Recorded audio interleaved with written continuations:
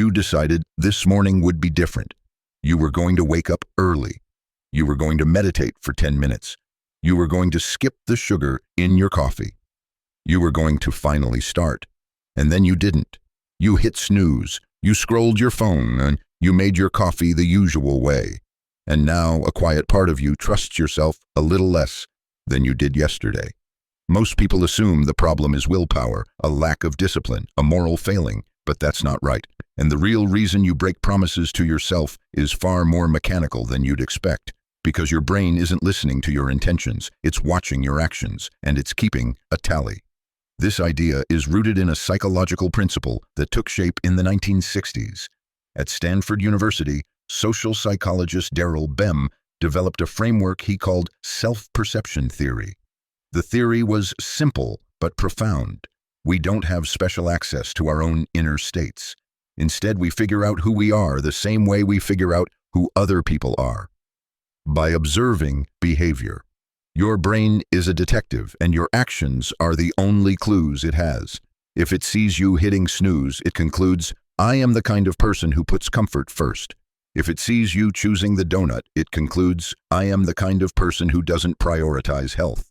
It's not a judgment, it's just a calculation, a constant, silent process of evidence gathering, but that's only half the story. And honestly, what comes next is where it gets powerful, because you can hijack this process.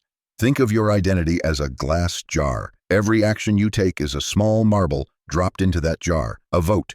When you do one push-up, you cast a vote for I am a fit person. When you write one sentence, you cast a vote for I am a writer. When you put on your running shoes, even if you don't run, you cast a vote for I am a runner.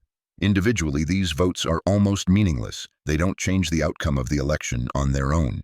But they are not meaningless to the part of your brain that's counting. The jar begins to fill. The evidence begins to shift.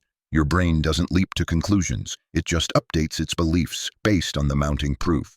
It's a feedback loop. Your actions provide evidence of your identity. Your identity then shapes your actions. But there's another layer to this, and it might be the most important part of all.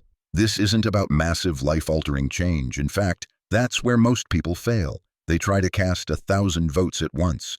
They promise to run a marathon tomorrow, and when they fail, they cast a massive vote for I am a person who quits. The secret is to make the promise so small, it's almost laughable not to do it. A 2-minute promise. Want to become a reader? Don't promise to read a book a week. Promise to read 1 page. Want to become a runner? Don't promise to run 5 miles. Promise to put on your running shoes and step outside. That's it. The goal isn't the outcome.